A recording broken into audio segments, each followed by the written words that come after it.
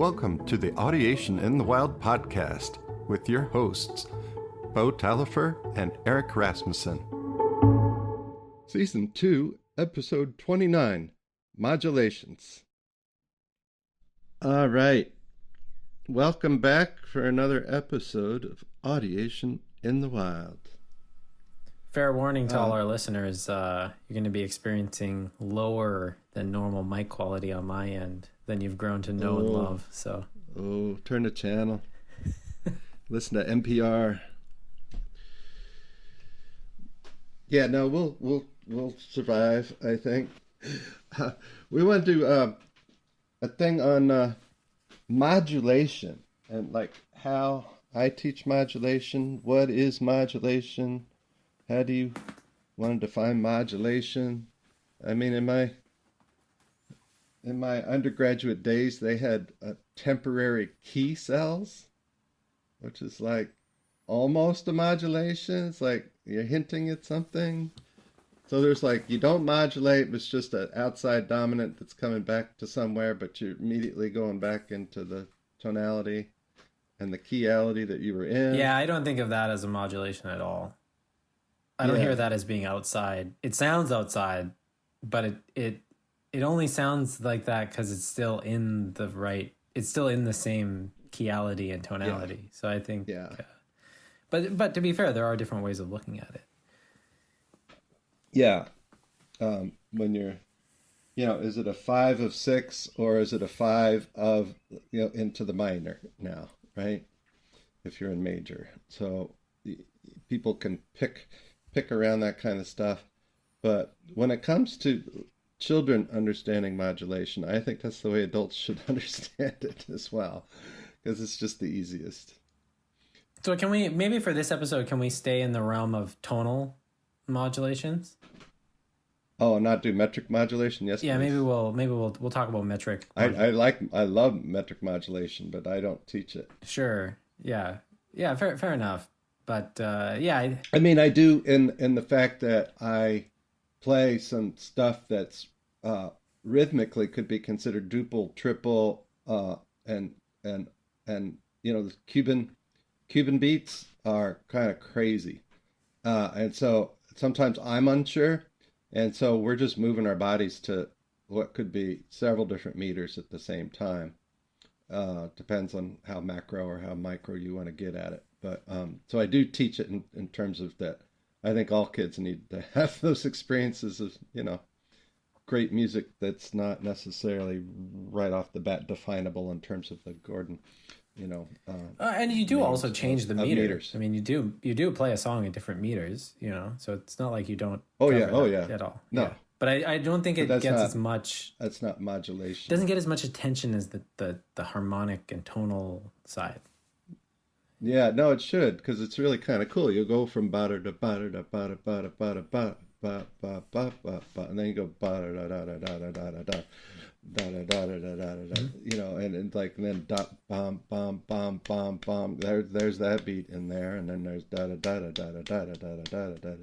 You could add that in there, and it's like, well, where's the meter? Well, you pick. It's subjective, but it depends which one's emphasized. Sure.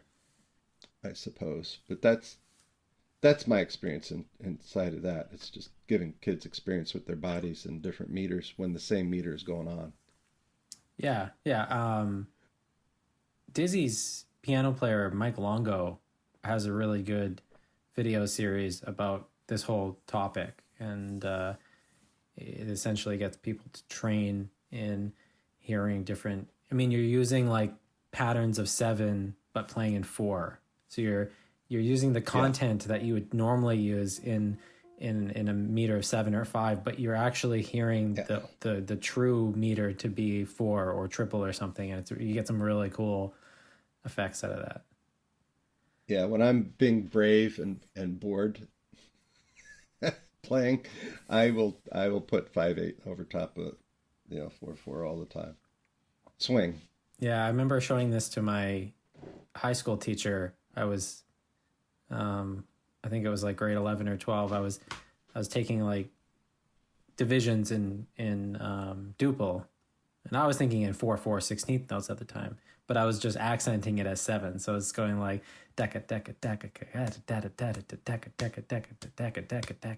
and I noticed it would only even out after you do it a certain amount of times, you know. Yeah, so, yeah. That's when you're playing with the band. You got a good bass player. All you do is listen to the bass player while you're doing this stuff on the side. So it's and I've been working on doing. So we said we weren't going to talk about metric modulation, but this is the other thing I do is that I've been trying to get my body to do, 2 different meters at the same time. Dum to get that to get dum to get that to get dum to get that to get dum to get that to get dum dum dum dum dum dum dum dum dum dum to get that to get dum. So those 2 things are going on at the same time, but coordinating that in my body. Sure. Yep. And then now from a pure audiation perspective, though, to sound. I do think 1 meter is actually being like almost heard like a resting tone. Like I think 1 meter is the true audiated meter, and the other one's superimposed. I don't think you can actually hear. But what I'm doing is I'm taking the 3 and the 4, right, and flipping it, which is important. Sure. Flipping it in your body, which is important. So audiating 4 with a triplet over it, or audiating 3s with a 4 over it. For sure. It's a completely different thing. But doing that in one string without stopping and reorienting and then going to be able to flip that. And it's actually been hard for me to do that and to get it in my body. Yeah, because you can definitely keep it going and then keep flipping your perception of which meter you're hearing. But I think at any one moment in time, you have to be truly situated in one of them. And because people make all kinds of claims like they're hearing 3 meters at the same time. I just don't buy it. Same with the tonal side. People think they're hearing 2 resting tones at the same time. That is... You're flipping. Yeah, you're flipping, or one of them is, home base. All right. So, I mean, that's 7 minutes of rhythm. So when in your curriculum do you start modulating, to different keyalities? Because we do we talked endlessly on this podcast about modulating tonalities. Playing a song in major and then minor while keeping the keyality possibly pinned, or playing it in the relative tonality. But when do you actually start doing true keyality modulations? Where you're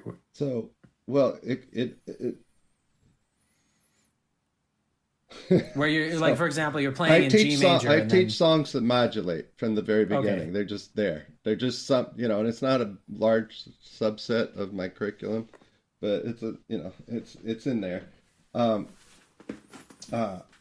got a mule. Her name is Sal. 15 miles on the Erie Canal. She's a good old worker and a good old pal. 15 miles on the Erie Canal. Mi do, mi la. Now we're back to minor. So there's that little snippet of major, but it's totally major because it's dominant and then dominant and minor. So it's pretty solid in major for that 2 bars, and then at the end of that phrase, Buffalo, I call it Buffalo instead of Buffalo. From Albany to Buffalo, so do, so do, do, so do, so do, so do, ba, do, so do. So what do we end in? Do we end in major or minor? And everybody knows by the time we're doing modulations, they know major and minor. They know the terms. They know the tonal. They need the verbal associates for the tonalities, the naming, and they also need the verbal associates for the roots, especially, and the functions, of course. But where do we start, boys and girls? Is this major or minor? That's minor. Well, how do we get to major? We've hauled some barges in our day. Do you hear that as major? Okay, well then we changed. We changed from minor to major. That's it. How did we get there? mi, la. You know how we do mi, la, re, so, do? Well, we didn't go to minor just because we played mi, la. We played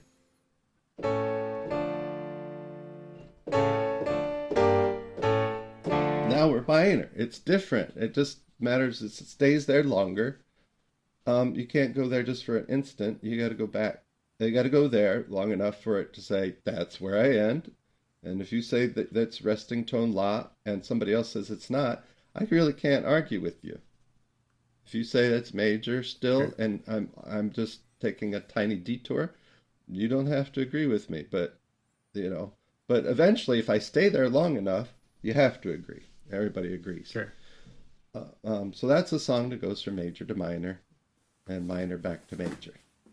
It starts in minor, goes to major for a little bit, goes back to minor, then it goes from major for the whole rest of the song. So, but where did we start? Minor, and where do we end? Major. Did it modulate? Yeah, we have a different resting tone. Yeah. And the resting tones for major were do, and the resting tone for minor, la. We can also have modulation where the resting tone, do, la. So I can stay in the same place on the same resting tone, D, and change it to D minor and go D major. Mm-hmm. And if you agree that it went from minor to major and major back to minor, then that's just a modulation. It just goes from do to a new do, or la to a new la, or do to a la, or la to a do. So that's an And example I of. slow this down, of course, but that's all I say. It's just, Mhm. they know tonalities. And of course, I start with the simplest ones, major, minor, and the repertoire that is already in their listening vocabulary. Yeah. So that's an example of And we changing. know the roots too, and we know like that. So that's as simple as it can get. You just sing the roots, and when you say mi, la, it's no longer the 5 of 6, it's now 5 of 1 in minor. Mm-hmm. Mm-hmm. And because it's silly to do 5 of 6, 5 of 6, 5 of 6. No, it's silly. It's 5, 1, 5, 1. Yeah, and even like a very simple example of this in jazz tunes is how people think of the changes for autumn leaves. It's much easier to just think 2-5-1 in major, 2-5-1 in minor, and that's pretty much all the chords. There's a couple exceptions, but that's all the information you need. But if you start thinking about it as like everything being in major or everything being in minor, there's so many functions you have to know, and that's not how musicians actually think about this stuff. And it makes it easier if they feel it in their bodies how more strange it is to do. You need the foot of the 6 chord because you got to make a 6, and you need the dominant of the 6. Well, you don't have it. You need an extra hand to do that, so I just use a foot. And when you start moving your feet too much of the time, it's just more complicated than it needs to be. Let's take it to where it's just 5-1, 5-1 in minor, because they know all those tunes that are just tonic dominant, subdominant, and minor, tonic dominant, subdominant, double dominant, and major. So when I do that, and that's probably the first song I use is Erie Canal. Mm-hmm. But then at some point, I'm teaching one of my more, it's probably the most complicated song in terms of modulation in my book, but I was surprised to see how easy it was when I first started teaching it. I had 4 kids totally get it in one class with like 10 minutes, and I took them after class, and you could hear them, you could see them audiate, but they didn't know the hands for it so much. But let me play it. And I won't talk over it too much. I just let you absorb it. It's my lullaby, Little One.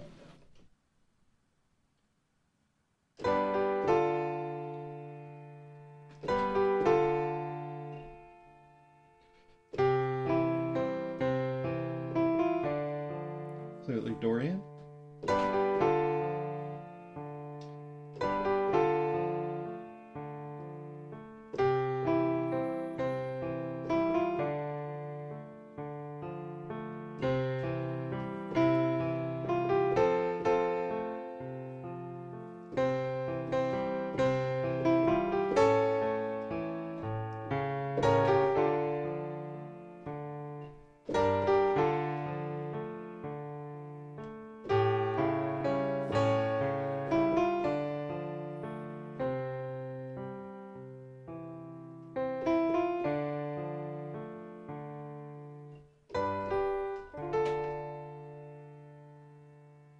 So it's clearly Dorian.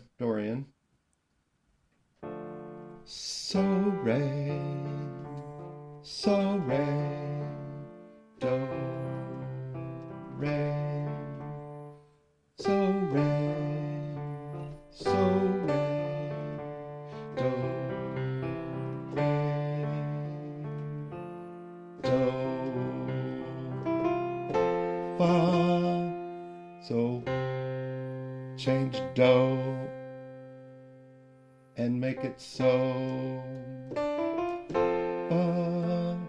So do instead of do fa. It's all you're doing is changing do re. In Dorian, do is now so. Just say so. That's all you gotta do. It's do re. But now do, just say so. And now sing so do.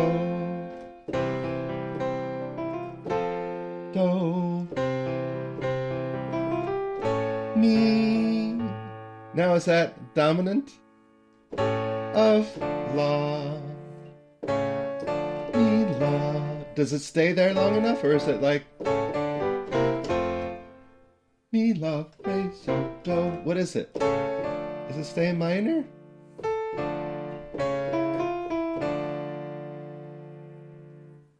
Right? Mi la re la mi la so. Change so to do. Do re do re fa re. That's how it ends with the plagal cadence, which reestablishes that it's Dorian. So it's just take a syllable, don't change the tone, rename it a different syllable that's familiar in the already known, tonality. Yep. And that's it. That's basically it. And then if they can sing those and understand that do is now so, Mm-hmm. and that re is now la. You don't need to. It's not complicated, boys and girls. No theoretic involvement. All you're doing is changing, and they understand that when you change that syllable, it's automatically going somewhere else for the resting tone, or it is the resting tone, and it's just now a new syllable name. This cracks open like some very interesting ideas for me. Just the simple idea of using the solfish to relabel, one tone was do, and now you're relabeling it. So, I don't know if you remember, Eric, but like a while ago, I was talking to you about this ability. Like sometimes if we have a tonal pattern, or like, what I noticed is, so we established context, right, to first teach those tonal patterns and yada yada yada, all of that. But when you start getting into improvising over tunes that switch the keyality switching, or the tonality and the keyality are switching, there's a skill that I noticed that when people can improvise well over tunes that modulate keyalities, they have this ability to, like, say you have this here. Let's call this so right now, right? Mm-hmm. Now, can you take any tone and hear that as so with the same tonal pattern? Da-na-na-na. And I notice by practicing this, there seems to be a very useful skill set in basically, you can take a tone, let's say you take a tone, and this is supposed to be re in major. Can you actually hear what do is by just labeling that re without having to do some kind of chordal, 4-5-1 or some kind of scalar da da da da da da da? I can if I know the tune easier than if it's a theoretical, like it's a not theoretical necessarily, but an inference level. So this is an inference skill that I think that I haven't heard a lot of people talk about, but I notice whenever I hang out with good jazz musicians, they can do this. Da da, or yeah, da da da da. Yeah, and I don't audiate any of those as Ray Do yet until I need something more. You got it. And I've noticed I've worked on this more, and we were talking about this earlier in the because I think that's a fun part about this podcast is we talk about these concepts that like just from different angles in different contexts. Like I wouldn't get 4-year-olds to do this. I don't think there would be much value necessarily in that. But I've noticed when trying neither do I. My 4-year-olds can get exposed to these songs even earlier. They're learning songs that modulate as much as I have them. There's usually 4 or 5 in their repertoire by the time they've been in my curriculum for a year or two. No matter what age they're in, they're absorbing it. They're going up through the stages of preparatory audiation, and I don't care what they do with it, other than absorb it and start to imitate it when they're ready. But when they're ready, and they know the syllables. That's the key. They got to know the syllables, and they got to understand contexts, and the context that they need to understand. It's very difficult, or it's more difficult if you don't already have the labels for major, minor, tonic, dominant. Like resting tone do, resting tone la. When you're using that vocabulary, it's a little too wordy for 5-6-year-olds. It's easier to go ahead and move into verbal association if they know 4 tonalities already. Can audiate at the oral level. Just get into the verbal association because they're strong enough in that. But the longer you hold off from that too, the broader the vocabulary you're listening and performing vocabulary will be. So staying away from too quickly moving into verbal association is a good thing too. Well, this is the power of verbal association is it can help someone reliably flip where they hear the resting tone by using an actual method, by saying, okay, now this is do, but the same goes with pitch letters, and I will forever defend this. Like you can do this with pitch letters too. But I wanted to mention this because I think, when we hear things like jazz musicians saying, I practice a lick in all 12 keys, I've been thinking about this a lot over the past few years. Why would that method help with audiation? Because if you think, let's say I practice this lick. I've been playing these giant steps things. I'm still on this John Swana thing. I'm in B major. Now I'm gonna go 2-5-1 to G. So I'm modulating. I'm modulating where the keyality is. What I notice is if you keep playing this. There you go. 2-5-1 and E flat. So now I'm going to E flat. So I went from B major to G to E flat. What happens is I am in B major. There's do. Now this tone here, I can hear this at the moment as being raw in B major, or I'm hearing it as fa in G major, and it's that, or both at the same time. But I mean, it's not necessarily the same time, but you can switch either way. You need a bridge though. You have to initially. You have to know what that sounds like in the key of B major, and then be able to flip it very quickly into fa. Yeah. And my claim here is that if I kept doing that in one key over and over again, I think you'll learn it fine. But if you keep doing it randomly in different keys, and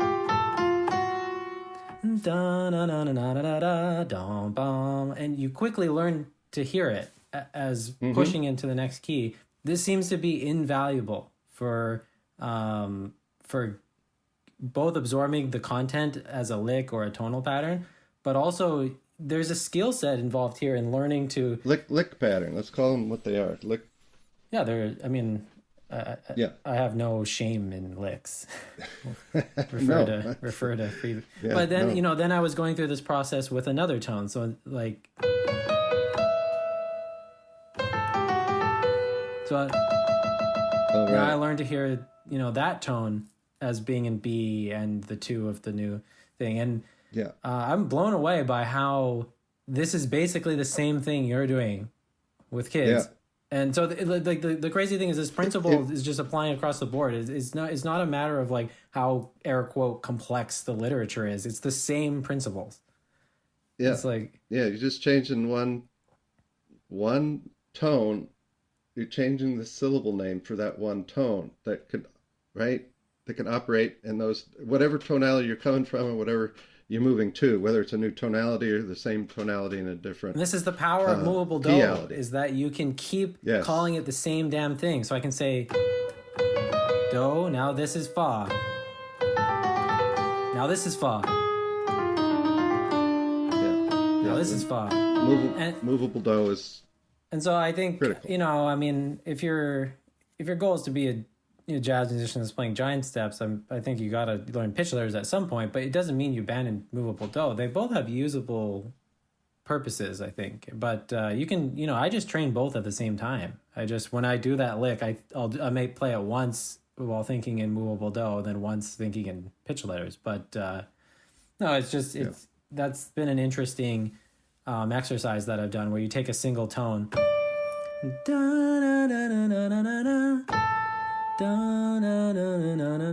you try to sing the lick, so that's fa. Every time that note is fa, but you have no one's establishing context for you. Yeah. No one, but you're using like you have now an ability to say this is fa, and I hear where do is. Just boom. Yeah. So it's the same principle now applied to jazz musicians versus my first and second graders The thing is, I don't even just learning to understand that, hey, we started in Dorian, we went to major, and now we're going to from major to minor, which they already know if they're the relative major minor thing, and so that's easy for them. You know, given that they've done the earlier parts of my harmonic learning sequence, it's really easy. Sure. It doesn't. All it matters is that you systematically go through the new song and establish the resting tones, you know, obviously the context, the resting tones, and then the functions, which give the resting tones their real.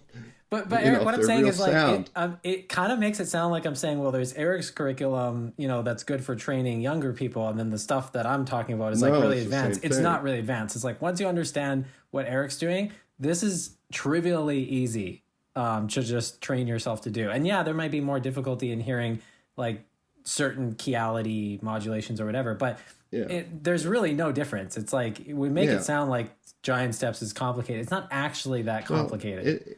No, it's complicated if you don't have the technique to play 2-5-1s and all the tonalities, or all the keyalities. That it's only one keyality. Yeah, for sure. You know, but at different places. So I mean, when you do 12 different keys, well, that's a technical thing, because audiationally, once you get it in one, transposing is nothing. It is something for your fingers. It's not for your mind as difficult. Yeah, transposing offers no audiation difficulty. It doesn't require, but if you're trying to use pitch letters or playing on an instrument or whatever, it's going to require a lot of other, you know, just because you can play it in one key on the saxophone, by God, that does not mean you can play it in another key. The fingerings are so radically different, and there's a little bit of saving grace on the guitar, because you can just shift the damn thing up 3 frets if you need to play it up. But no, but it's remarkable. The principles. I don't have learning sequences of music in front of me, but you know the stages of audiation that people go through. You literally have to, like tonally at least, you have momentary retention, but I mean, basically you have to pin a resting tone down. Mm-hmm. And so, and you know, the thing, like the students that I've had that I consider, you know, that I've had for 5 years, and I can tell their tonal aptitude's high just because they're just powerhouses when they learn anything tonally. They seem to have this ability to rapidly reorient to where a new resting tone is. And yeah, I mean, that would make sense, because I mean, that's kind of what, that's a basic part of what tonal aptitude even is to find the resting tone.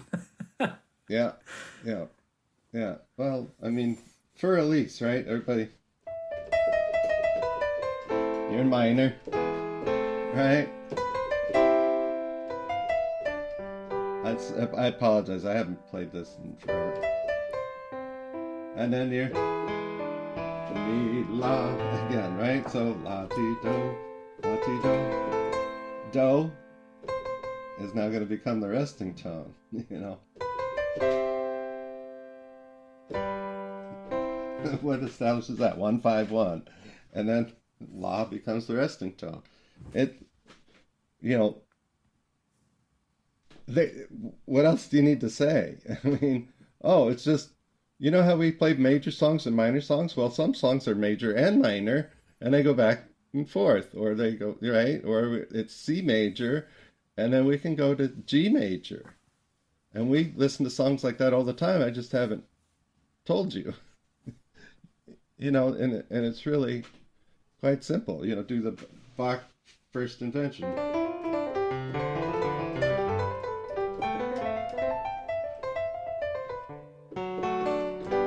And in case, I'm sorry, I just butchered all that, but the point was, it just get to that, and it's like, okay, well, it's 5-1 and G. That it's now, it's not Re So anymore. It's So Do.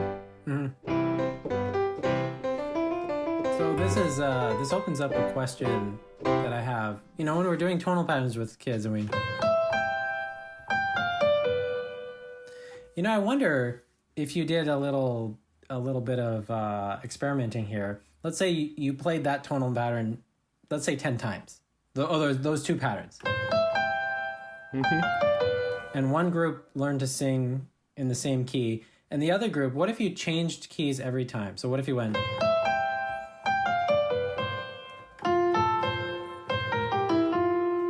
whatever it is.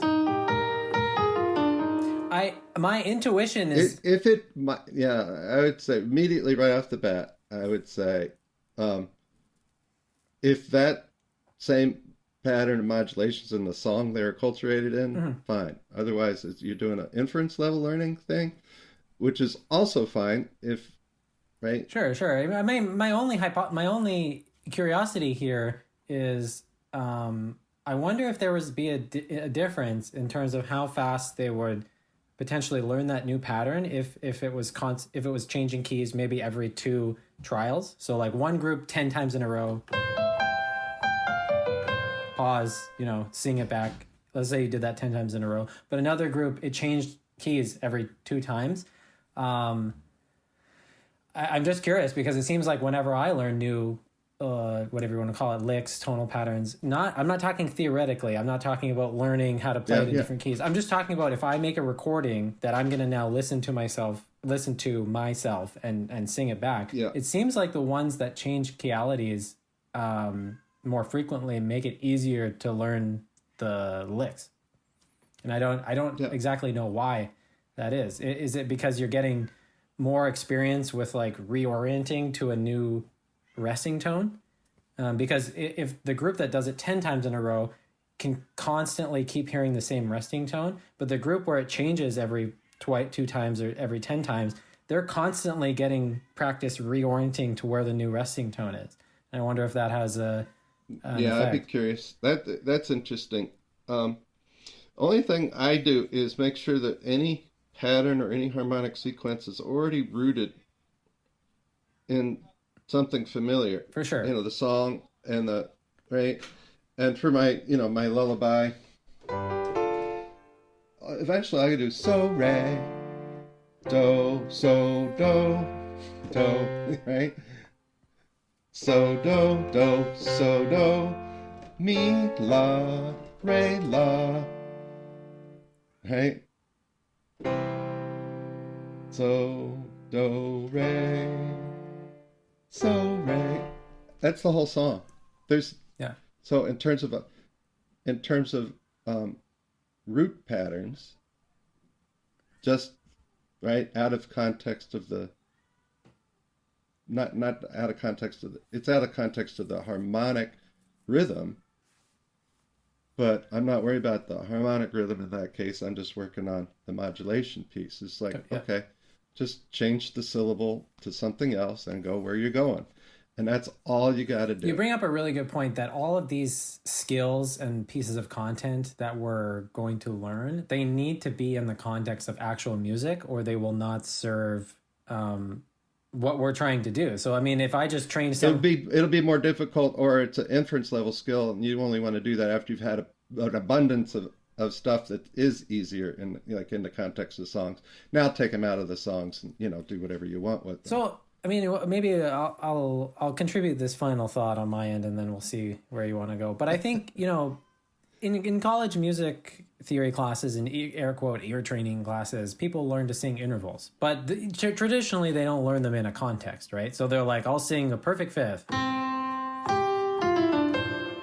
You got the Star Wars melody, and they use that, but that's only a very specific kind of perfect fifth. That is do going up to so, and so now that doesn't mean that that's going to help you in a context and where it's do to so in the context of do being tonality, major. Exactly. So what I'm saying though is a possibly more useful exercise is, what if there was a song that actually started like this?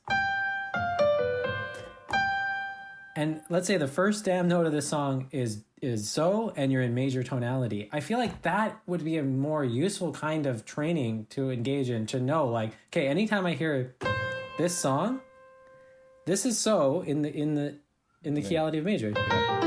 But I think there would be benefit to committing every single tone, at least in major and minor, to memory. So you can essentially force where the resting, like being able to find where the resting tone is based off any tone in the tonality. I think that's a useful skill to have. And you could possibly just do it by learning melodies of songs. It wouldn't require some kind of barbaric training. No. Well, Erie Canal starts on the dominant, and so does Happy Birthday, right? It's like, I've gotta be all right. So, like, the kids learn intuitively just because of the repertoire that I use, that you're not always starting on tonic and ending on tonic. So can I show an example of what you're talking about? So you're saying, saying if we play Happy Birthday, it's supposed to start on this tone. Bum, ba, dum, bum, bum, bum. So I know this is so. Bum, bum. So do has to be there. Or if I go, bum, ba, dum, bum, bum. And so I think this is a great way of doing that. And so now we know what so sounds like. But, can you think of a song in major that starts on me? I know a bunch of them, right? Mary had a...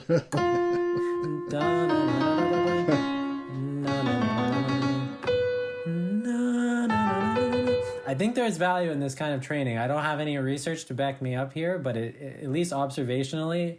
At some point, there's a place for that belongs in, harmonic learning sequence or tonality learning sequence.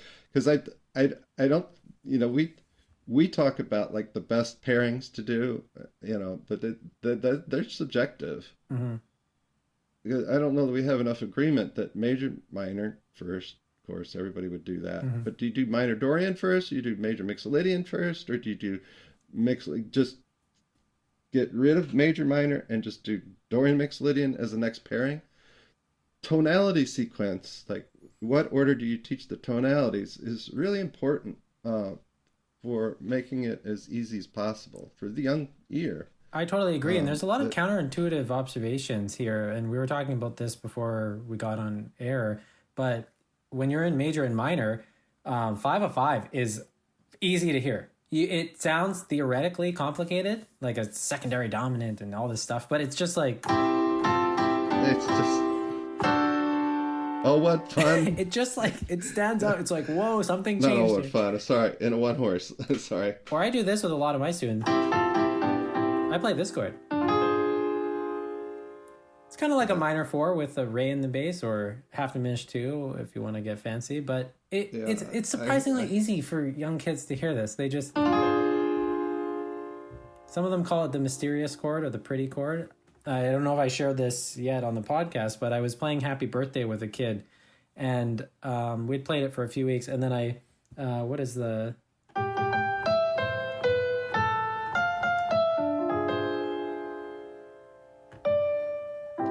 Dominant to 6. He actually... Dominant to 6.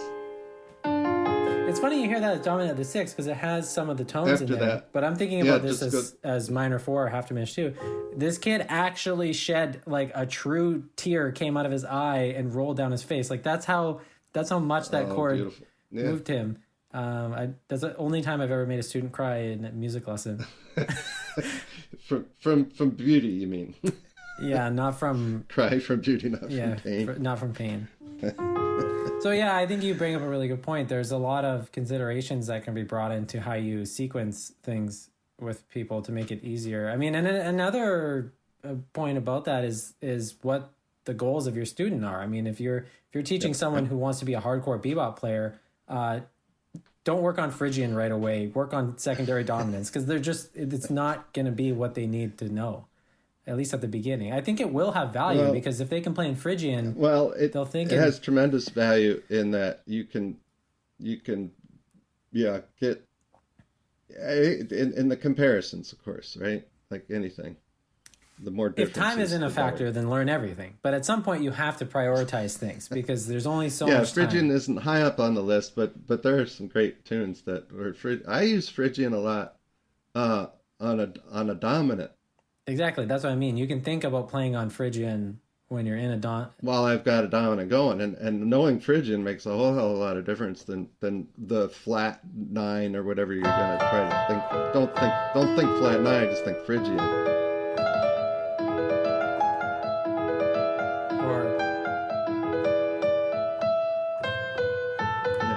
Yeah, and that's a way that you can. So basically, modulation is just easy as shit. It's just change the names of tones, and all the other rules apply prior to these modulations. Is that you already know the tonalities that you're moving to and moving from. You don't move to a new tonality in the middle of a piece if they don't know that tonality. You don't talk about it. Yeah, and this goes without saying. And that's kind of obvious. That when you're asking people and young voices to sing, you have to be conscious about which keyalities you're pushing them into, because some of these things aren't going to be singable comfortably by people if they're in the wrong vocal range for them. So I know Eric's put a lot of thought into what keyalities he plays in and where the ranges are in his songs, because people will the singing, people need to sing singing voice range and audiation range, and those things that are in the background, I don't even think about them. Exactly. So, and once they're audiating, I don't care about those ranges, sure, because they'll bottom out where their voice can't hit that low G or something, Yeah, I mean, I think this is why they'll try. That's the coolest thing. you could get kids, take an electric piano and just kick it up 2 half steps, so when you ask them to play in the key of C, they're actually playing in the key of D, so they can sing along with what they're playing. I think that's a really funny strategy. Yeah, there you go. Yeah, that's an advantage I hadn't thought about. Electronic advantages. All right. Well, that wasn't too onerous. Okay. All right, till next time. Yeah, and we did it. And just to wrap up, I highly recommend that people check out Eric's book. If you don't have a copy of it already, you should grab one. It's even if you're not going to use his exact songs or exact curriculum, I think there's a lot you can pull from. There's great repertoire. It's sequenced absurdly well. It's really well thought out. So I recommend everyone, if you don't have a copy of it, grab one. 10 years of what do you call it? Conflagration? What's the word? I don't know. Yeah. And beat myself up relentlessly over the details for a while, and now I see mistakes in it. It's like, okay, I'll fix it someday. But and then sign some of your jazz kids up to visit Beau online. He's tremendous at this stuff. His kids are doing insane stuff. So do the same. So there you go. Yeah, if you're looking for help for applying this stuff in a jazz context, or even in a classical context, if you're doing like a graduated program like the Royal Conservatory program or something, I'd love to help people out with that, or curriculum building. I've done that a couple times with some friends, and it's always very rewarding to talk to somebody about your curriculum and see if there's any holes in it or different ways of approaching it. There's always a hole. It's just a matter of priority. Which one do you want to go down? Yeah, if you want to question your sanity and your curriculum, just start reading Theory of Instruction. I'll make you, you'll get your Matrix, your red pill moment. Yeah, it's okay. Yeah, so if you're looking for help with that, send me an email. My email's in the show notes. Yeah, if you're prone to overwhelm, maybe not. Okay. All right, till next time. Thanks. Good deal.